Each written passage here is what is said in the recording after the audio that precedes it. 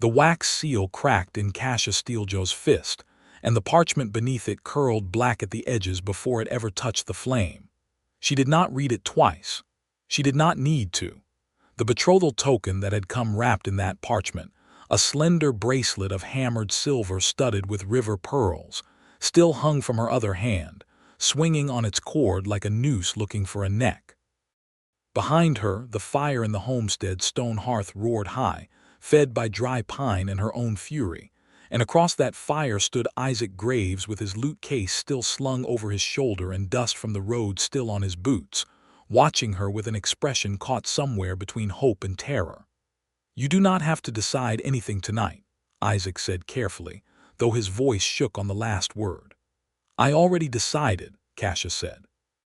She lifted the bracelet, let the firelight catch the pearls one final time, and then, without so much as a flicker of her golden eyes away from Isaac's face, she opened her hand. The silver hit the coals and hissed. The pearls popped and blackened. Somewhere in the yard outside, a horse whinnied, as if it too understood that something irreversible had just happened, that a door had been slammed shut on Torvald Ashclaw's courtship, and another one had been thrown wide open instead. "That was worth 4 good hunting dogs," Isaac said, because his mouth always ran ahead of his good sense, and because he was still not entirely sure this fierce, magnificent woman standing across the fire from him was real, or that she meant what her burning eyes seemed to promise. "Then Torvald can go buy himself 4 good hunting dogs," Cassius said. "I have no use for gifts from men I do not want. And the man you do want?" Isaac asked, and he hated how small his voice sounded even as he said it, hated how much hung on her answer.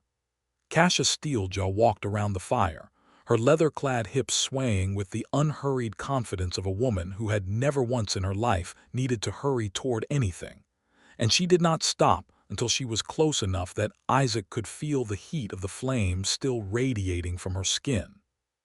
"The man I want," she said, "is standing in my house, ruining perfectly good silence with his singing, and asking foolish questions when the answer is written all over both our faces." 3 months earlier, Isaac Graves had walked into the border town of Dunmore Crossing with nothing but a lute strapped to his back, a satchel of dog-eared ballads, and the particular restlessness of a man who had never found a single place that felt like it wanted to keep him. He was 31 years old, lean from years on the road, with calloused fingers and a scar above one eyebrow from a bar fight in a town whose name he had already forgotten. He was not a large man. He was not a fighter, not truly, though he had learned to throw a punch when singing his way out of trouble failed. What he was clever with words and quick with a tune, and he had learned early that a sharp tongue could sometimes do what a sword could not. Talk a man down from a ledge, coax a laugh out of a grieving widow, turn a room full of strangers into something that felt, for one evening, like family. Dunmore Crossing sat at the ragged edge of the frontier, where the last fences of human farmland gave way to broken hill country, and beyond that to the deep forest that belonged to the Orc clans. It was a wary town, built of gray stone and worry, its single street lined with a trading post, a smithy, a chapel with a crooked steeple, and the Broken Wheel Tavern, where Isaac had gone looking for a hot meal and a warm bed, and had instead found himself in the middle of somebody else's funeral wake. The dead man's name had been Dorn Steeljaw, a homesteader who had married into the wary peace between Dunmore Crossing and the nearby Orc clans years before, and who had died 3 weeks earlier when his wagon overturned on the mountain road hauling grain to market. His widow sat alone at the end of the long tavern table, untouched by the noise and grief around her, and it took Isaac a full minute of staring before he understood why every other person in that room kept their eyes anywhere but on her. She was an orc, not a rumor, not a story told to frighten children, but a real, living orc woman sitting in the middle of a human tavern with her husband 3 weeks in the ground, and every soul in that room was pretending she did not exist. Cassius Steeljaw was unlike anything Isaac had ever set eyes on. She stood taller than any man in the room, her shoulders broad and strong beneath a fitted leather bodice the color of dark rust, laced tight up the front and cut close along her waist before flaring slightly over her hips, practical and unadorned, but shaped to her body in a way that left no doubt of the woman wearing it. Her skin held the deep green-gray of oak bark after rain, and her black hair was pulled back in a thick braid that fell past her shoulder blades, save for two thin plaits at her temples that framed a face all sharp angles and fierce, tired beauty. Her tusks were small, more felt than seen, giving her smile when she allowed it, a dangerous kind of charm. Her golden eyes, when they finally landed on Isaac, held no warmth for him at first, only exhaustion and the particular wariness of a woman who had spent 3 weeks being stared at like a curse. Isaac had not meant to speak to her. He had meant to eat his stew, tune his lute, and find a quiet corner to sleep the night away. But something about the silence around her, the deliberate way the townsfolk angled their chairs to keep their backs to her table, made his chest tighten with an old, familiar anger, the same one that had gotten him thrown out of 3 taverns before this one, for defending someone who had not asked to be defended. He picked up his stew, walked the length of the tavern, and sat down across from her.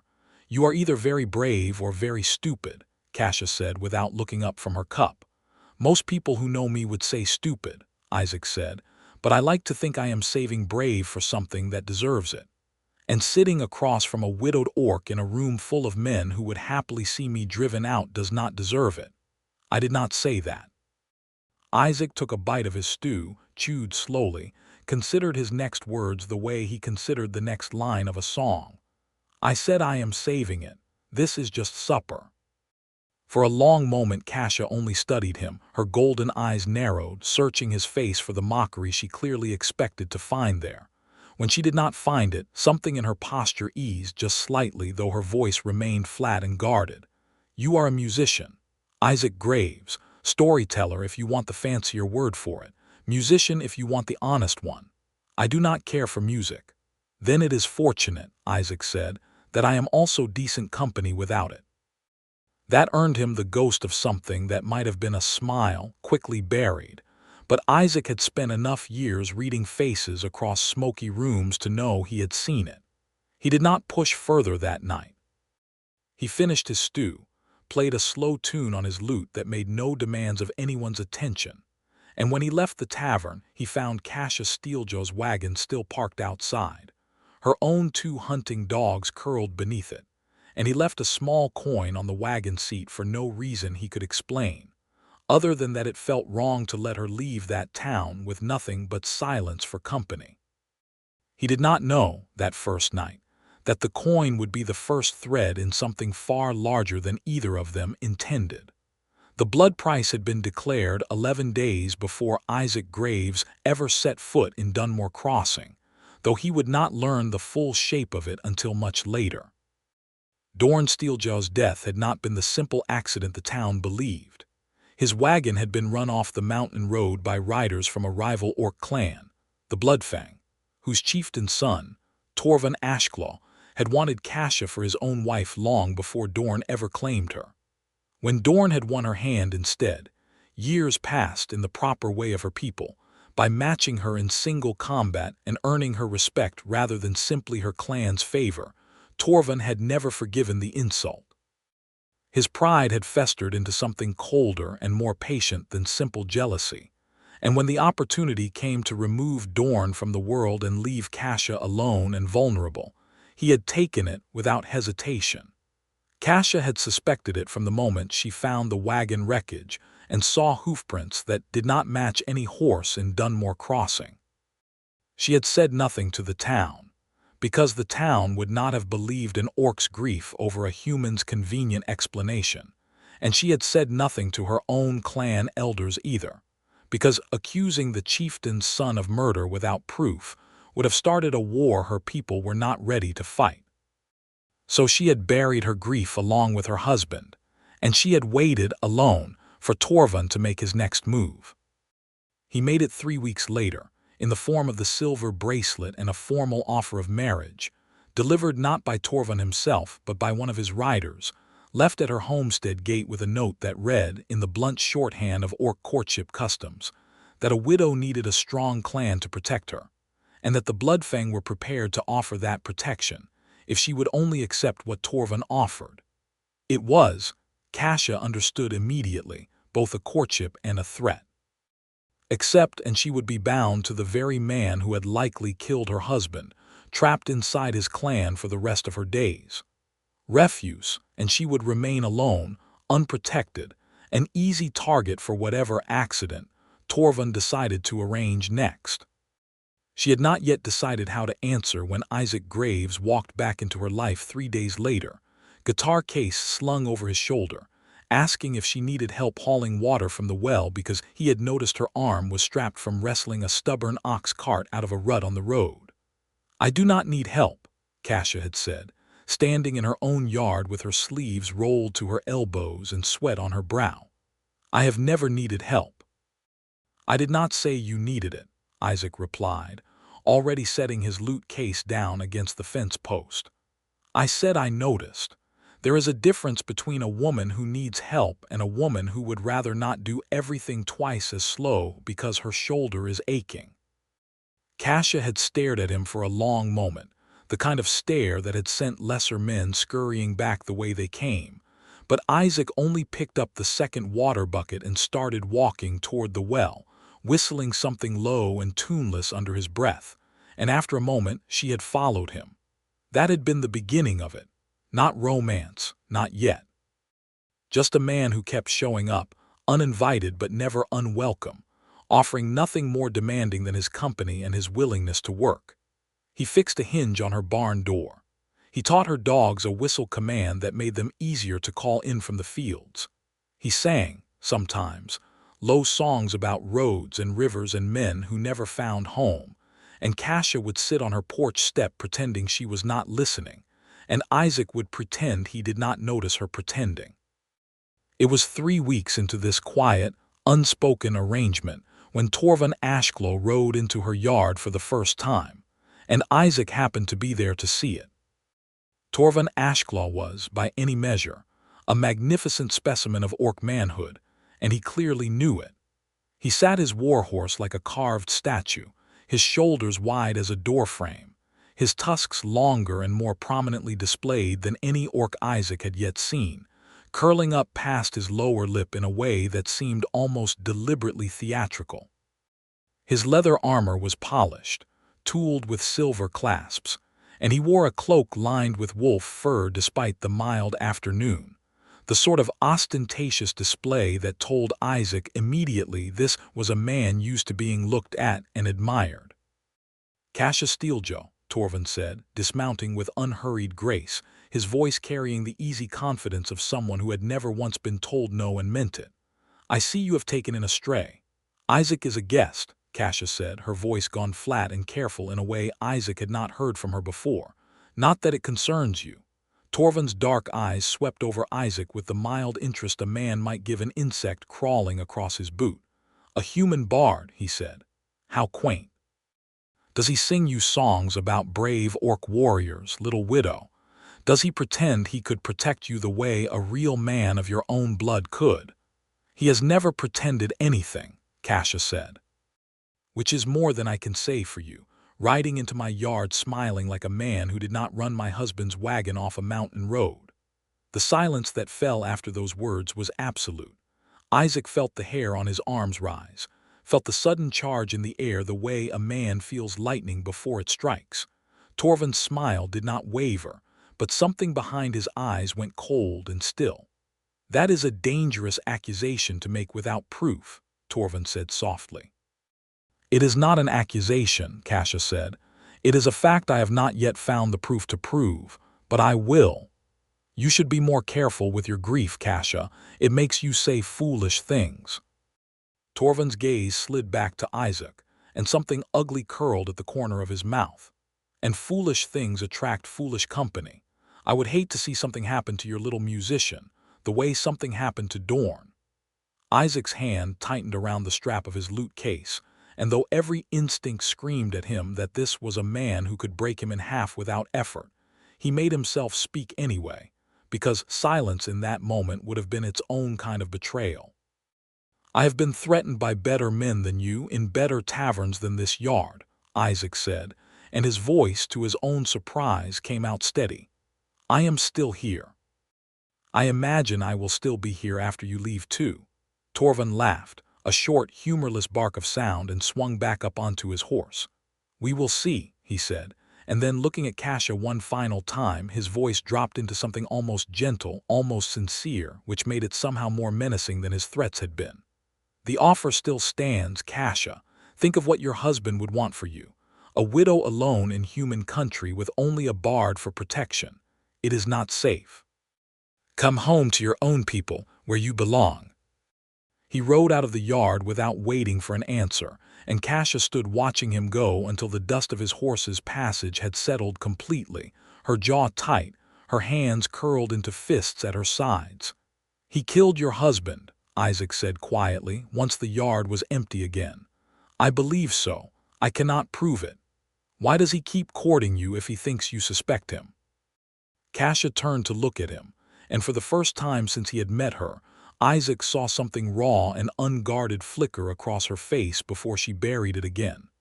"Because in my people's way, if he marries me, my silence becomes his by right. A wife does not testify against her husband's clan.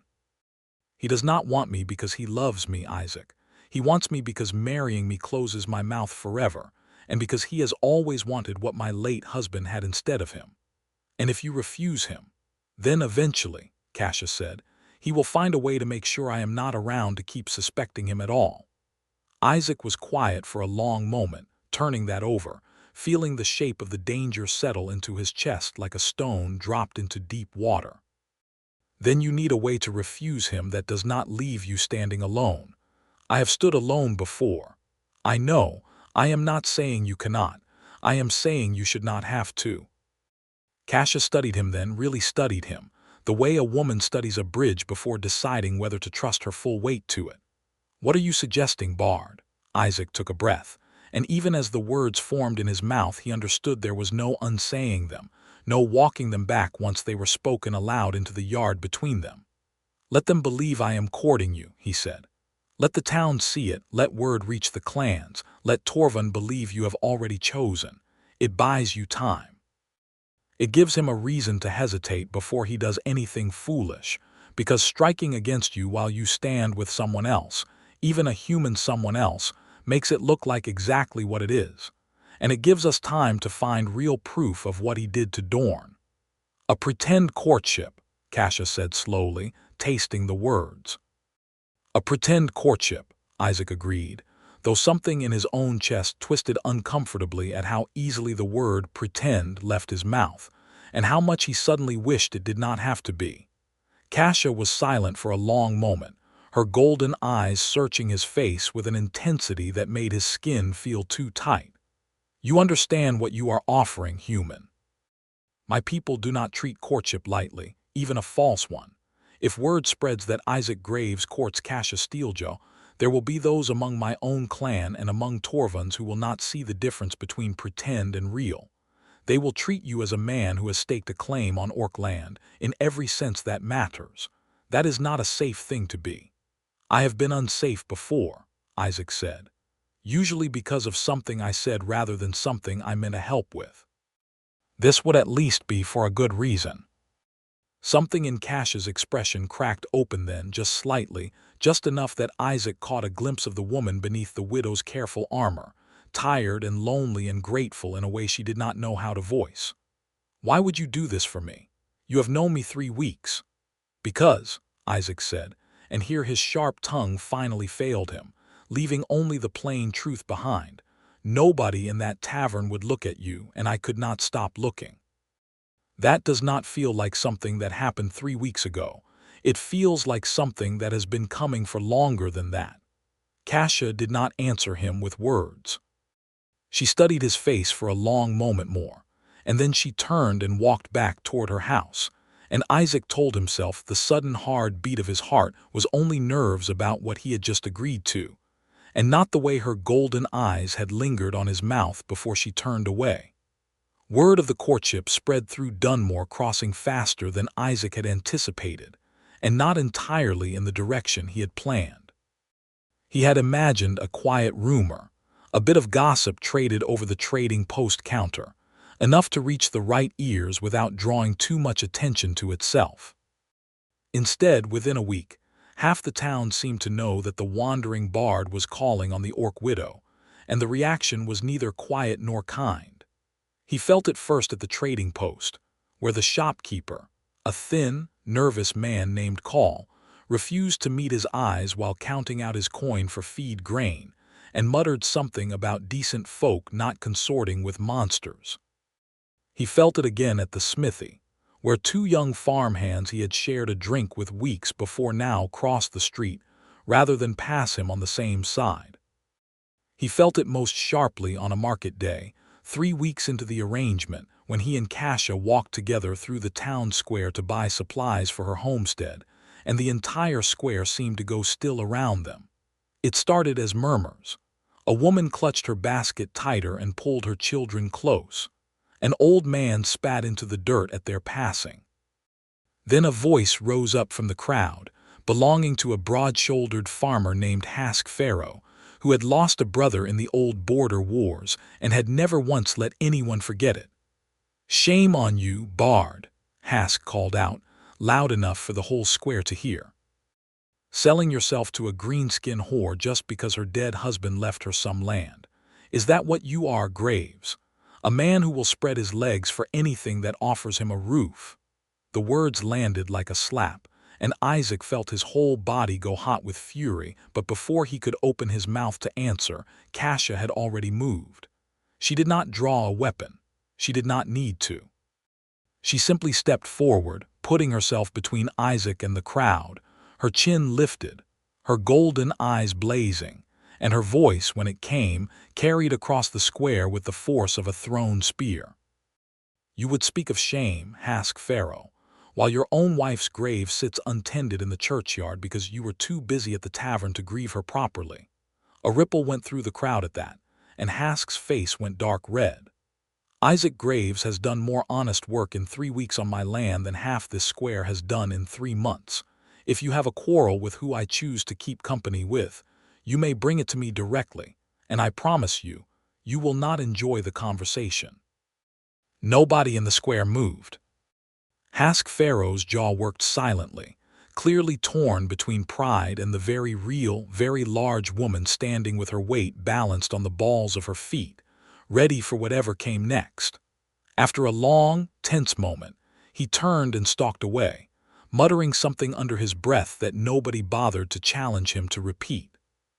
The crowd slowly dispersed, the tension breaking into smaller mutters and averted glances, and Isaac stood there, his heart hammering, staring at the back of Kasia's head with something that felt suspiciously like awe.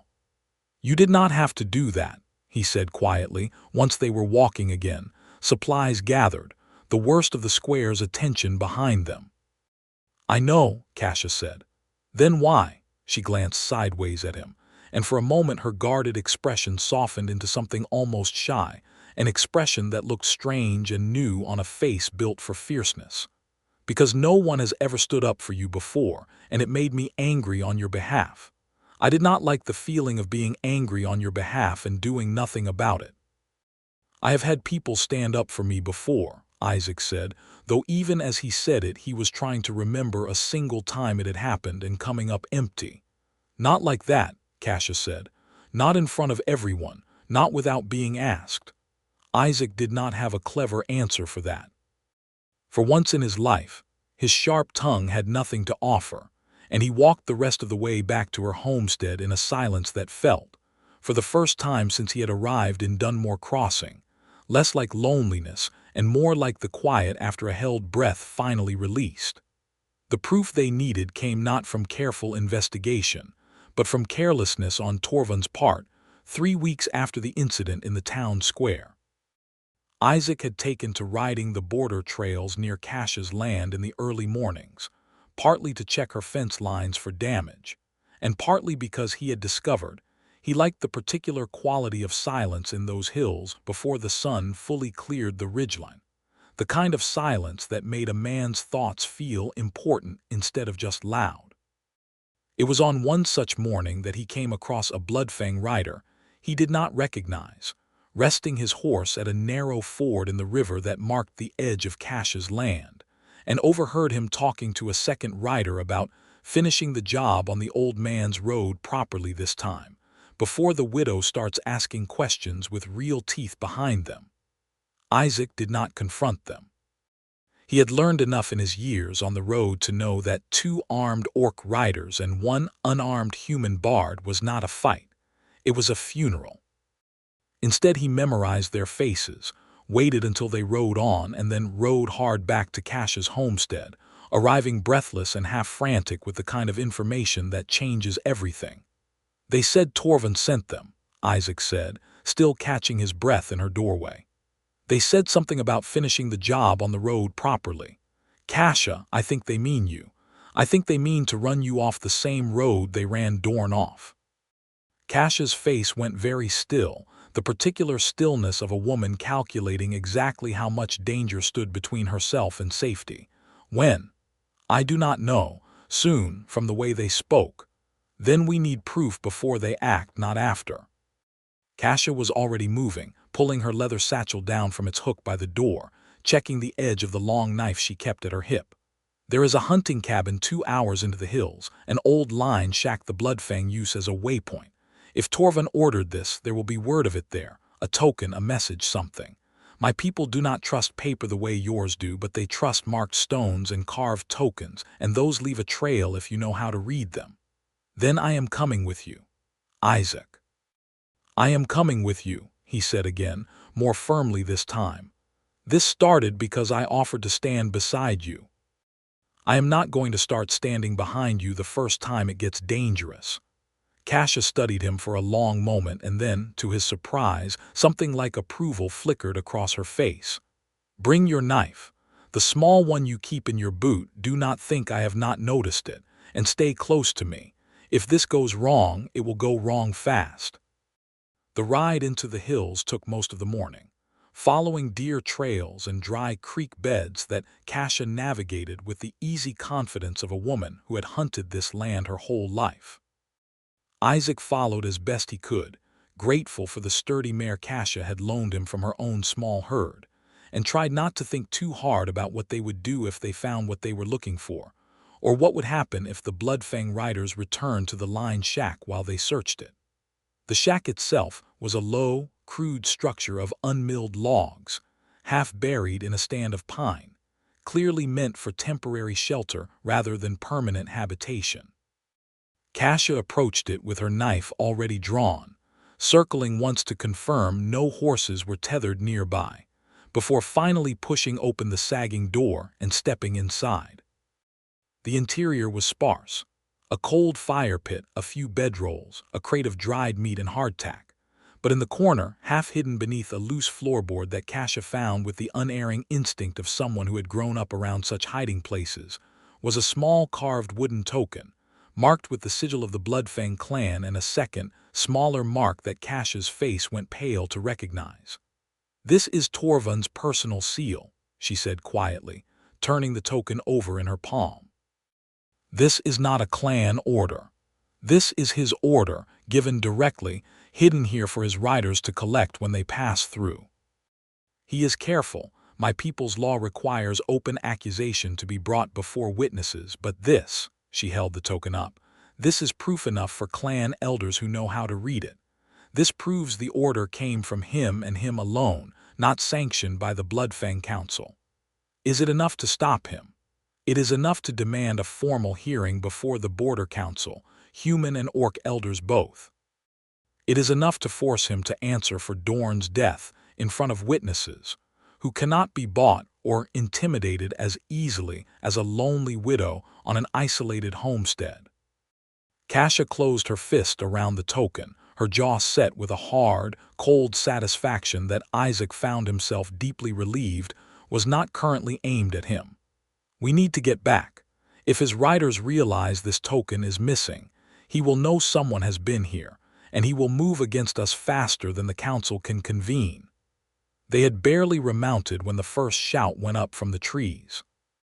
Isaac would remember, for the rest of his life, the exact sound of that shout, sharp and guttural in the blood-fanged tongue, followed almost instantly by the thunder of hooves crashing through underbrush from at least 3 directions at once. Kasha's face went hard and focused in an instant, all the careful calculation of a woman who had trained for exactly this kind of moment. "Ride," she said. "Now. Do not look back, do not slow down, just ride." They broke from the tree line at a dead gallop, the little hunting cabin falling away behind them as the ground opened into the broken hill country that separated Kasha's homestead from the deeper forest. Isaac clung low over his mare's neck, the wind tearing at his eyes, and behind them he could hear the riders gaining, at least 4 of them by the sound of it, their war cries carrying across the open ground like the howls of something ancient and hungry. An arrow hissed past Isaac's ear close enough that he felt the wind of its passage against his cheek, and he heard Kasha curse in her own language, a word that needed no translation to understand the fury behind it. She wheeled her horse hard to the left, cutting across a shallow ravine that Isaac's mare balked at, forcing him to fight the animal's instincts and his own terror to follow her down the steep bank and up the other side. "There is a narrow crossing ahead," Kasha shouted over the wind and the pounding of hooves. "A rope bridge over Thistle Gorge, too narrow for their horses to follow at speed. If we can reach it before they close the distance, we can cut the ropes behind us." "How far?" "Too far, if you keep asking me questions instead of riding."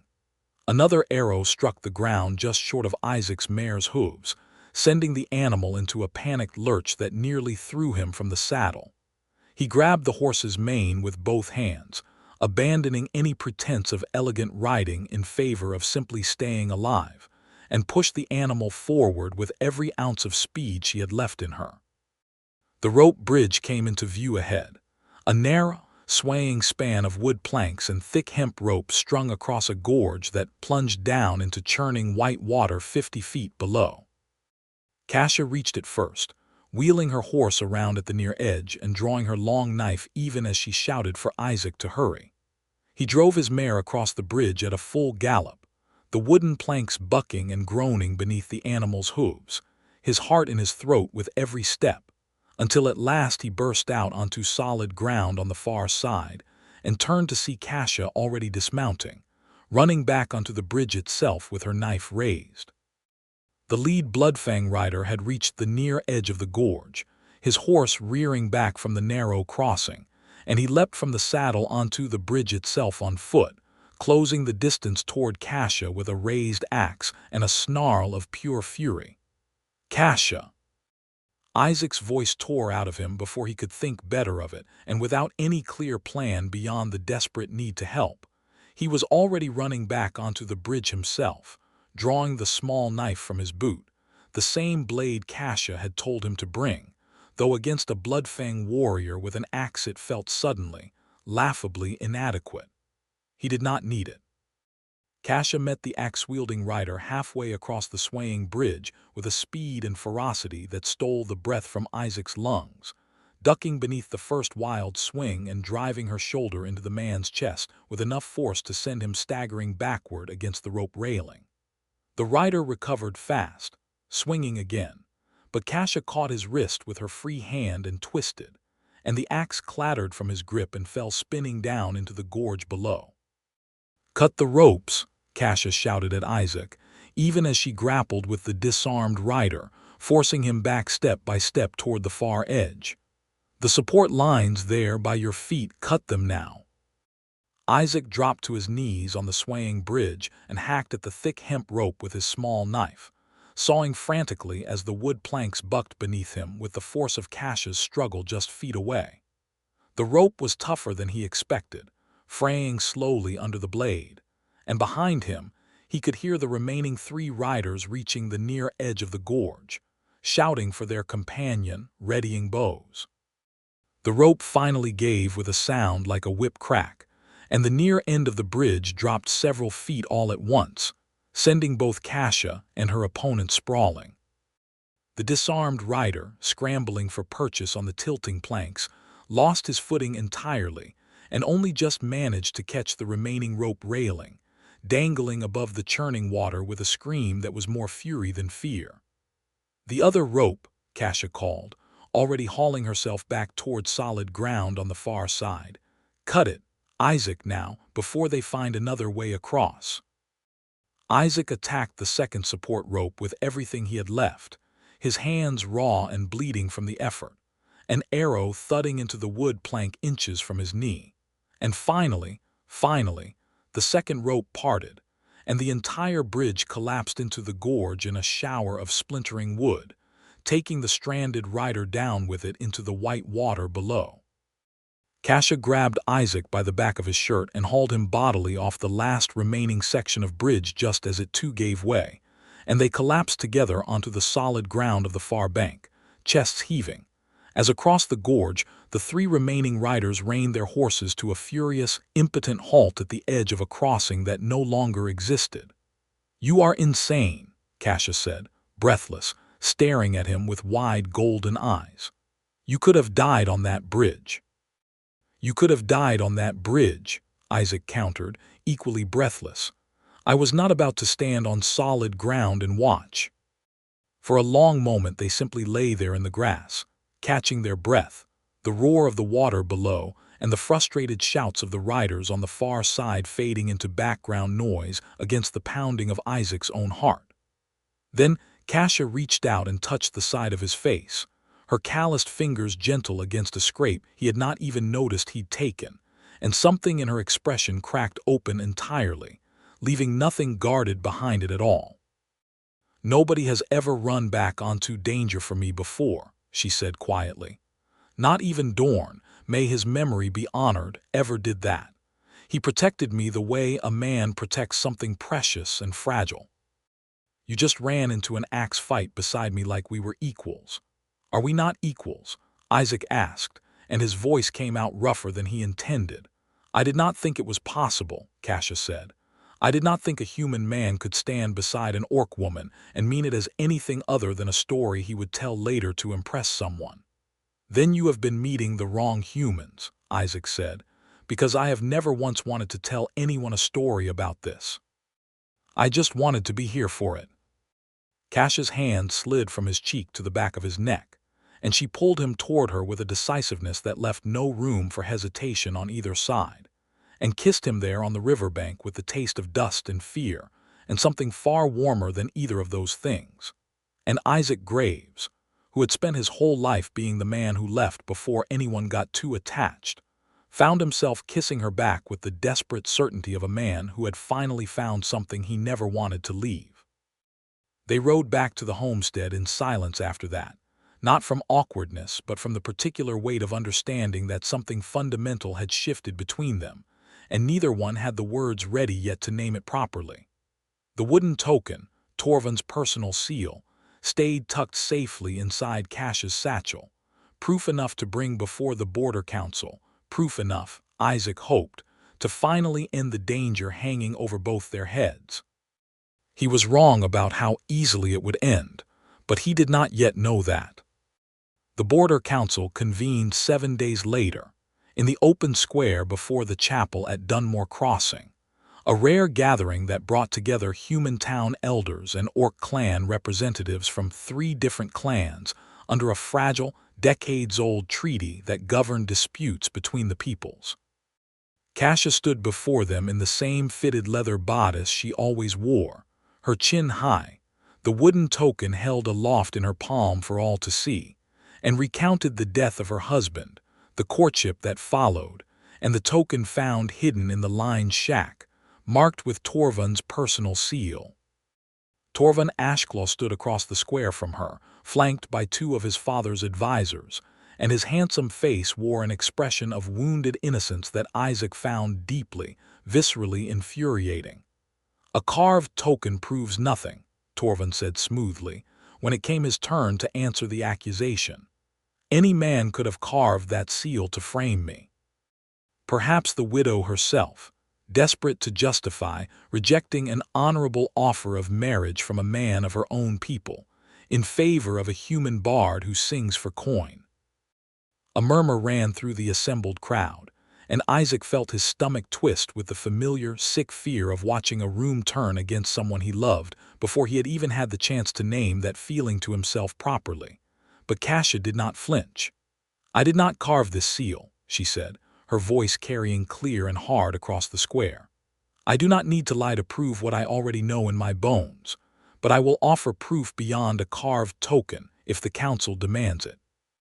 Bring the surviving rider from Thistle Gorge before this council, the one who fell into the river and was fished out downstream by trappers 3 days past, and ask him under oath who gave the order to run my husband's wagon off the mountain road." The murmur turned to shocked silence, and Isaac watched Torvund's confident expression falter for just an instant before he mastered it again. Isaac had not known there was a surviving rider. He suspected from the sharp, satisfied glint in Kasia's eye that she had known for days and had simply been waiting for the right moment to reveal it. The rider, a young bloodfang warrior named Grelt, who had clearly not yet developed his chieftain's son's talent for smooth deception under pressure, broke almost immediately under the weight of a formal oath before clan elders and the threat of exile for perjury. He confirmed everything: Torvund's order to run Dorn Steeljaw's wagon off the road, framed as an accident. Torvund's subsequent order to eliminate Kasia as well, once it became clear his courtship gifts would not buy her silence quickly enough. The wooden token found at the line's shack, carved and hidden by Torvund's own hand. The council's judgment was swift and final. Torvund Ashclaw was stripped of his claim to succeed his father as Bloodfang chieftain, sentenced to 5 years of exile from clan lands, and ordered to pay a substantial blood price to Kasia Steeljaw in recompense for her husband's murder, a price paid not in silver or gifts, but in cattle and land holdings that would secure her homestead's future for years to come. Torvund's face, as the judgment was read, twisted from wounded innocence into something far uglier, and his dark eyes found Isaac across the square with a hatred so pure it felt like a physical blow. "This is not finished," Torvund said, low enough that only those nearest heard it before the council guards moved to escort him from the square. "You have made an enemy today, Bard, enemies with longer memories than yours. Then I hope you enjoy your exile," Isaac called after him, unable to help himself even now. "Plenty of time to work on that memory of yours and maybe a little humility to go with it." Kasia's hand found his in the crowd, warm and strong, and squeezed hard enough to remind him that this, at least, was over, whatever threats Torvund might still mutter on his way out of town. That evening back at the homestead, the fire in Kasia's hearth burned low and warm, and Isaac sat on the porch step cleaning the small knife that had, against all odds, helped cut a rope bridge out from under an axe-wielding warrior 9 days before.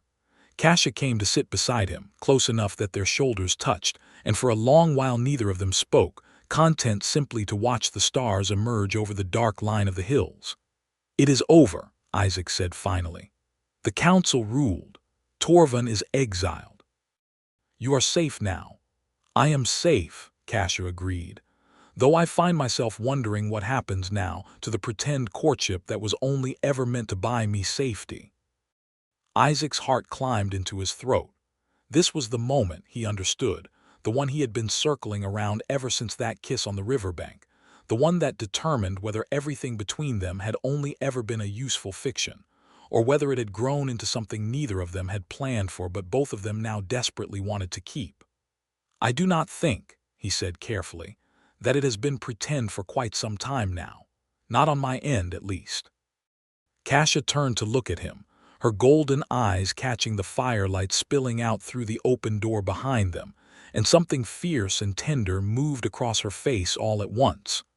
"Not on mine either," she said. "I told myself at first that I was only using you for protection, the way I might use a fence to keep wolves from my herd. But a fence does not run back onto a collapsing bridge for you. A fence does not stand in a town square and let strangers hurl insults at it without flinching, simply because it refuses to be ashamed of standing beside you. So, what does that make me, if not a fence? It makes you, Kasia said, reaching up to trace the line of his jaw with careful, deliberate fingers. The only thing in this whole hard world that has ever felt like it was mine to keep, rather than mine to lose.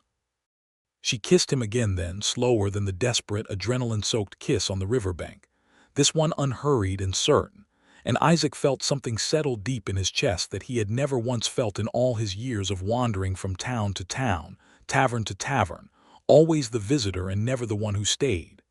He felt, for the first time in his entire life, like a man who had finally arrived somewhere, rather than simply passed through.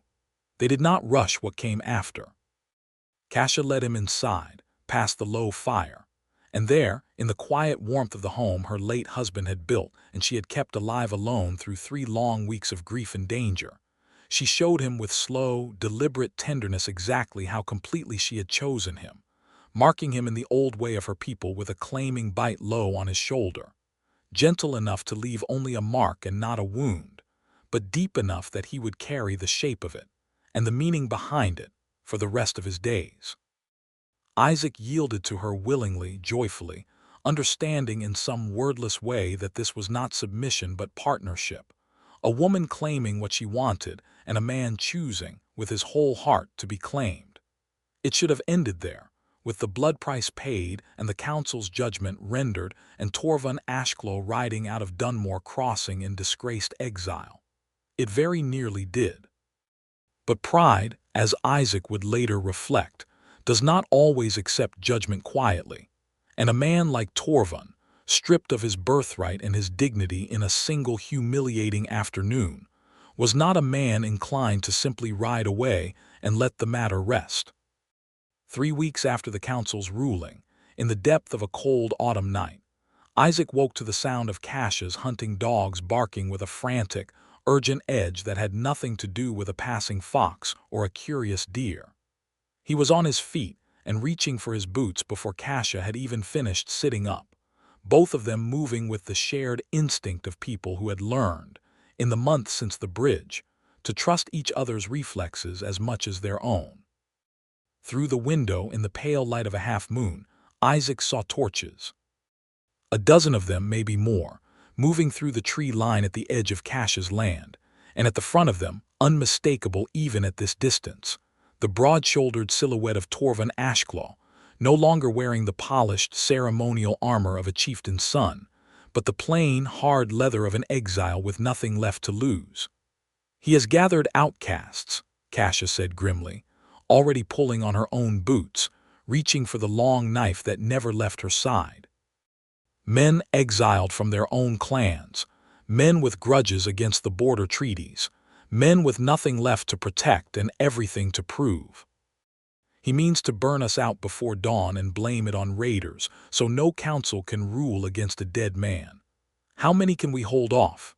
Not a dozen, not with just the 2 of us. Kasia's jaw was tight, calculating, and Isaac watched her mind working through the same grim arithmetic his own was struggling with. We ride for town. If we can reach Dunmore Crossing before they catch us, the treaty guard is bound to respond to an attack on treaty-protected land, regardless of how the townsfolk feel about who owns it. They burst from the homestead's back door into the cold night air just as the first torch found the dry thatch of the barn roof, and Isaac felt the heat of the flames at his back as he swung up onto his waiting mare, Kasia already mounted beside him, her dogs streaking ahead into the darkness as guides and early warning both. The ride to Dunmore Crossing became, in the retelling Isaac would give for years afterward, the single most harrowing stretch of his entire life, though in the moment there was no room for reflection, only the desperate, animal focus of survival. Torvald's riders came on hard behind them, spreading wide across the open hill country to try to flank and cut off their path to town, torches bobbing in the darkness like malevolent fireflies, war cries carrying across the cold air. An arrow whistled past close enough that Isaac heard it hum, and he flattened himself against his mare's neck, urging every ounce of speed from the animal that fear could summon. Beside him, Kasia rode with her knife drawn, guiding them through a narrow cut between two hills that she clearly knew from years of hunting this land.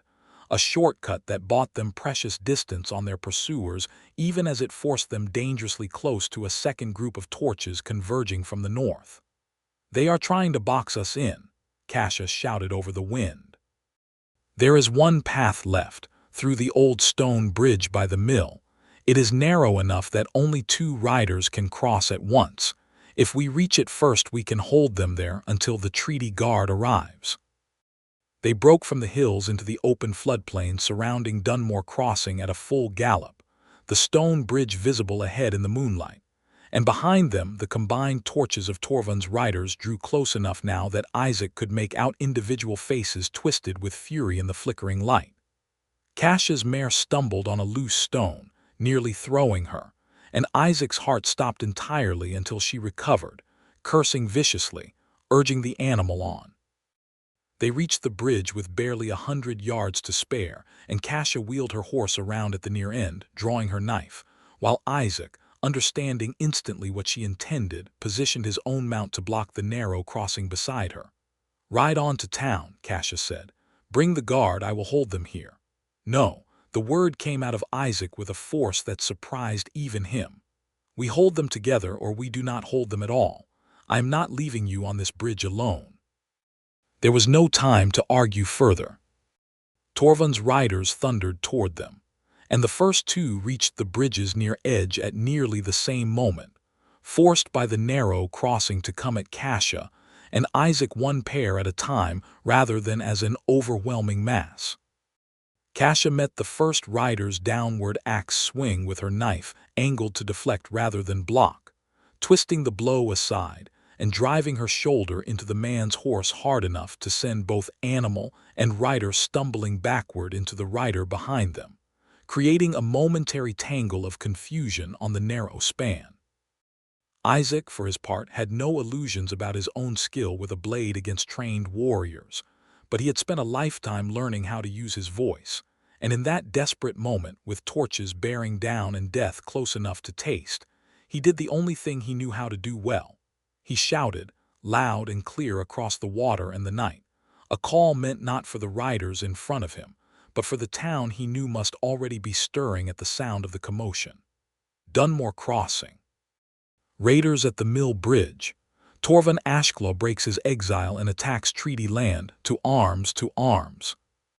His voice, trained by years of projecting over noisy tavern crowds, carried further than he had any right to expect, and within moments answering shouts rose up from the direction of the town, followed by the deep, resonant clang of the chapel bell, ringing out an alarm that had not sounded in Dunmore Crossing in over a decade. Torvund, hearing the bell and understanding immediately what it meant, snarled something furious in his own tongue and pressed his riders forward with renewed, desperate urgency, clearly hoping to break through before the treaty guard could arrive and complicate matters with witnesses and formal accountability. The fighting on the bridge grew fiercer, more chaotic, torchlight and moonlight and flashing steel all tangled together, in a blur that Isaac would never fully untangle in memory afterward. He remembered the shock of an axe blade glancing off the edge of his boot, close enough to draw blood but not close enough to take the foot entirely. He remembered Kasia's furious cry as she unhorsed a second rider, sending him tumbling into the shallow water beneath the bridge. He remembered, most of all, the moment Torvund himself finally forced his way to the front of the press, his dark eyes locked on Isaac with an intensity of pure hatred that promised this confrontation had always, from the very beginning, been about more than politics or clan pride. "You cost me everything," Torvund snarled, his horse crowding close against Isaac's, his own knife raised. "My birthright, my clan, my honor, all for a human bard and a widow who should have known her place." "She never had a place that needed you to give it to her," Isaac shot back, ducking beneath a wild swing that would have opened his throat, his heart hammering with a fear so total it had somehow transformed into a strange, clear-eyed calm. "That was always your mistake, Torvund. You thought a woman like Kasia needed anyone's permission to choose her own life. Torvund roared and swung again, but this time Kasia was there, driving her horse between them with a fury that made the ground itself seem to shake, catching Torvund's blade on her own knife and forcing it wide, and in the same motion driving her elbow into his jaw with enough force to send him reeling backward off his horse entirely, crashing down onto the stone bridge in a tangle of limbs and torn dignity. The treaty guard arrived moments later, a dozen mounted riflemen from the border garrison thundering onto the scene with lanterns raised and weapons drawn, and the sight of official, organized force was enough to break the will of Torvund's ragged band of exiles and grudge holders entirely. Torches were dropped, horses wheeled and fled into the darkness. Torvund himself, dazed and bleeding from the jaw, was seized by two of the guardsmen before he could stagger back to his feet, his exile from grace complete in every sense that mattered. The formal charge, delivered before the Border Council within the week, was attempted murder and violation of treaty-protected land, and this time there was no ambiguity, no need for hidden tokens or reluctant witnesses. Torvund Ashclaw's own exiled companions, facing charges themselves, were quick to testify against him in exchange for leniency, and the council's judgment, delivered beneath a gray autumn sky in the same square where the first ruling had been read, was final and absolute. Permanent exile from all clan lands recognized by the border treaty, with a death sentence should he ever be found within a day's ride of Dunmore Crossing or Bloodfang territory again. He was led away in chains, and this time, when his dark eyes found Isaac across the crowd one final time, there was no promise of unfinished business left in them at all, only the hollow defeat of a man who had gambled everything on pride and lost it completely. Winter settled over Dunmore Crossing with the particular gentleness that sometimes follows hard seasons, as though the land itself understood something had finally been resolved and could afford to rest. The barn, scorched but not destroyed by Torvund's attack, was rebuilt with the help of townsfolk who had watched the Mill Bridge confrontation from a distance, and found their old prejudices considerably harder to hold on to after seeing an orc woman and a human bard fight side by side to defend land the treaty guard itself was sworn to protect. Isaac had expected in the aftermath that some quiet, permanent version of their arrangement would simply settle into place without fanfare, the way most things in his wandering life had always settled, without ceremony, without declaration, simply becoming true through the accumulation of days spent together. He had not expected Kasia to have other ideas. It was a market day in early spring, nearly 6 months after the Mill Bridge, when Kasia finally forced the matter into the open, in the same town square where Hask Pharaoh had once called her a whore, and Torvund had once stood before the council in wounded, false innocence. The square was full, as it always was on market days, farmers and traders and townsfolk moving between stalls, and Kasia walked into the center of it with Isaac's hand held firmly in hers, and stopped, and waited until enough eyes had turned toward them that she was satisfied with her audience. "Some of you," she said, her voice carrying clear and unhurried across the square, "have spent the better part of a year whispering about the orc widow and her human bard, wondering what kind of arrangement it truly was between us, waiting, I think, for it to fall apart the way you expected it to from the very first day you saw us walk this square together." A murmur ran through the crowd, uncertain, wary, but Kasia did not falter.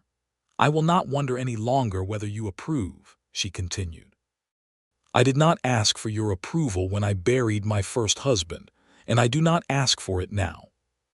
But I will not let this town continue whispering half-truths about a man who has stood beside me through threats and fire and steel, who ran back onto a collapsing bridge rather than leave me to face an axe alone, who shouted this very square awake to save both our lives from a chieftain's exiled son. I choose Isaac Graves, not as a pretense, not as protection, not as anything less than what it plainly is. I choose him as my husband, in the old way of my people, and in whatever way your laws require as well. And I will stand here in this square until every last one of you understands that there is no more room for doubt about it." The square had gone utterly silent, every eye fixed on the two of them, and Isaac, his heart pounding so hard he was certain the whole town must hear it, found his own voice at last. "I have spent my whole life wandering from town to town," he said, "never staying long enough for anyone to expect me to. I came to Dunmore Crossing with a lute and a satchel of songs and no plan beyond the next meal and the next road. I did not come here looking for a home. I found one anyway, in a woman who is stronger and braver and more magnificent than anyone I have ever met, and who chose to want me despite having every reason and every right to want someone easier, someone safer, someone who would not draw threats and fire down on her simply by standing beside her. I choose her too. I have chosen her every single day since the first night I sat down across from her in a tavern that would not look at her, and I will keep choosing her every day for the rest of my life, whether this town approves or not." For a long moment, nothing happened. Then, from somewhere near the trading post, an old woman named Merla Ferris, who had lost her own husband to the border wars decades before, and had watched Cash's grief from a distance without ever quite finding the courage to speak to her, stepped forward and pressed a small woven basket of dried herbs into Cash's hands, a traditional gift for a bride in the old frontier custom. "For your hearth," Merla said simply, "and for whatever peace you two have earned yourselves after everything this town put you through." It was not a flood, not an instant transformation of every prejudiced heart in Dunmore Crossing, but it was enough. Others followed Merla's small gesture, some hesitant, some still visibly uncertain, but enough of them that the silence in the square gave way slowly to something warmer, something that felt, for the first time since Isaac had arrived in this wary little town, like the beginning of acceptance rather than the end of tolerance. Hask Pharaoh was not among those who came forward, but even he, watching from the edge of the square with his arms crossed, did not offer another insult, and in a town like Dunmore Crossing, Isaac had learned, silence from a man like that was its own small victory. That evening, back at the homestead that Isaac now understood, with a certainty that settled into his bones like something permanent, was truly his home as much as it had ever been Cash's. They sat together on the porch step in the fading spring light, and Casha turned the small basket of dried herbs over in her hands, considering it. "6 months ago," she said, "I threw a suitor's gift into my own hearth fire and told myself it was only ever about survival, about buying safety in a dangerous season. And now I understand it was never only about safety." She set the basket aside and took his hand instead, lacing her calloused fingers through his with a tenderness that still, even now, sometimes caught him off guard with its openness. "I threw that bracelet into the fire because some part of me already knew even then that I wanted nothing that came from any hand but yours. I did not need to look away from you to make that choice. I have never needed to look away from you for anything, Isaac Graves. That is what I did not understand about myself, until you were standing across that fire watching me do it." Isaac lifted her hand to his lips, pressing a kiss to her knuckles, feeling the particular hard-won warmth of a man who had spent a lifetime being overlooked and had finally, against every expectation he had ever carried about his own worth, been chosen, fiercely and completely, by a woman who could have had anyone and had wanted only him. "I am glad you did not look away," he said. "I do not think I could have looked away from you either, not from that very first night in the tavern. I just did not know yet what I was looking at. And now you know." "Now," Isaac said, drawing her close, feeling the steady, powerful beat of her heart against his chest, "I know exactly what I am looking at. I am looking at the rest of my life." The stars came out slowly over Dunmore Crossing that night, the same stars that had watched a widow throw a rival's gift into the fire without ever once looking away from the man she had already, without either of them quite realizing it yet, chosen to keep. The hearth inside burned warm and steady, built to last, and outside the wind moved gentle through the hills where a bridge had once been cut down in desperate flight and rebuilt again in patient, hopeful peace.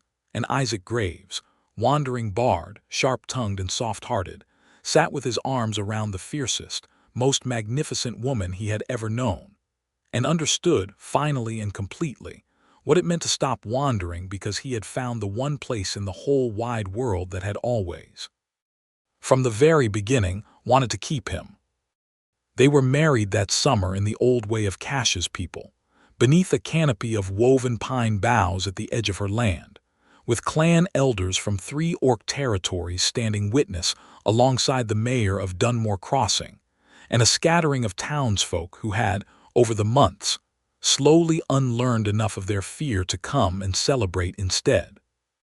Cassia wore her fitted leather bodice still, the same rust-dark leather she had worn since the night Isaac first saw her, though now it was adorned with a single silver clasp shaped like intertwined hands, a gift not from a rival suitor but from Isaac himself, forged by the town's own smith from silver he had spent 3 months' worth of coin to purchase. She did not throw this gift into any fire.